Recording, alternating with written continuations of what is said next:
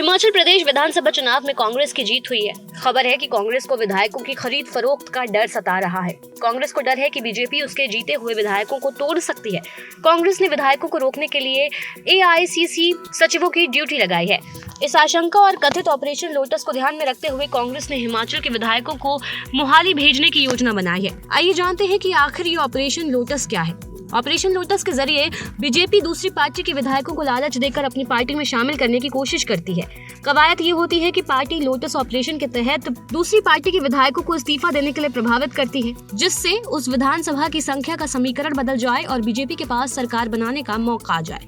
बता दें, operation lotus पहली बार साल 2004 में चर्चा में आया था, जब बीजेपी ने कर्नाटक में धर्म सिंह की सरकार गिराने की कोशिश की थी। उस समय विपक्ष ने बीजेपी के इस तरीके से विधायकों की संख्या बढ़ाने की कवायद को ऑपरेशन लोटस का नाम दिया था। बता दें, ऑपरेशन लोटस बीजेपी का कोई अभियान नहीं है, बल्कि विपक्ष और मीडिया द्वारा दिया गया एक नाम है।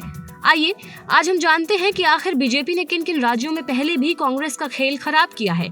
इसी साल 2022 में गोवा विधानसभा चुनावों में 40 सीटों में से बीजेपी ने सबसे ज्यादा 20 सीटें जीती थी और अन्य दलों के साथ मिलकर सरकार बनाई थी। वहीं कांग्रेस को 11 सीटें मिली थी, लेकिन हार के बाद से ही कांग्रेस में फूट की खबरें सामने आने लगी थी। हाल ही में पूर्व मुख्यमंत्री दिगंबर कामत समेत कांग्रेस के 8 विधायक भाजपा में शामिल हुए हैं। साल 2017 में भी बीजेपी ने कुछ ऐसा ही किया था। विधानसभा चुनाव में 40 में से 17 सीटें जीतकर कांग्रेस सबसे बड़ी पार्टी बनकर उभरी थी।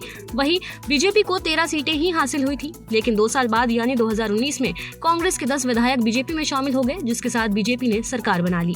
साल 2019 में महाराष्ट्र में वहां विकास अघाड़ी सरकार बनाने के बाद से ही बीजेपी नेता सरकार गिराने के दावे करते रहे और ये दावे सच भी हुए, जब शिवसेना नेता एकनाथ शिंदे ने बगावत का बिगुल बजा दिया। इसी साल जून महीने में एकनाथ शिंदे करीब 40 से ज्यादा विधायकों के साथ गुवाहाटी चले गए। यहाँ से उन्होंने उद्धव ठाकरे का साथ छोड़ने का ऐलान किया। इसके बाद बीजेपी ने सामने आकर शिंदे गुट से हाथ मिलाया और ऑपरेशन कमल के तहत शिंदे को मुख्यमंत्री बनाया गया।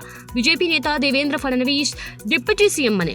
तो कुछ इस तरह महाराष्ट्र में बीजेपी की सरकार बनी। साल 2018 में एमपी यानी मध्य प्रदेश में काफी कम सीटों के अंतर से कांग्रेस की वापसी हुई। कमलनाथ मुख्यमंत्री बने। 2 साल बाद यानी 2020 में कांग्रेस के बड़े नेता ज्योतिरादित्य सिंधिया ने बगावत कर दी और अपने साथ 22 विधायकों का समर्थन हासिल कर इस्तीफा दे दिया। फ्लोर टेस्ट से पहले ही कमलनाथ ने भी इस्तीफा दे दिया, जिसके बाद एक बार फिर मध्य प्रदेश में शिवराज सिंह चौहान के नेतृत्व में बीजेपी की सरकार बनी।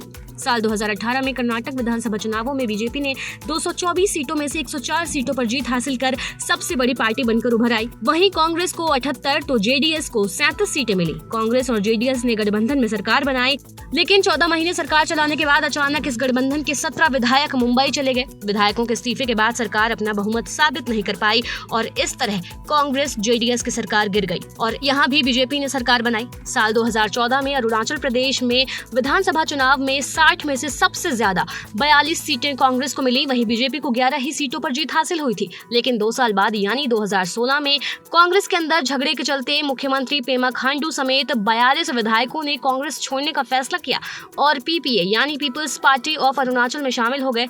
बाद में पीपीए के साथ मिलकर बीजेपी ने सरकार बनाई।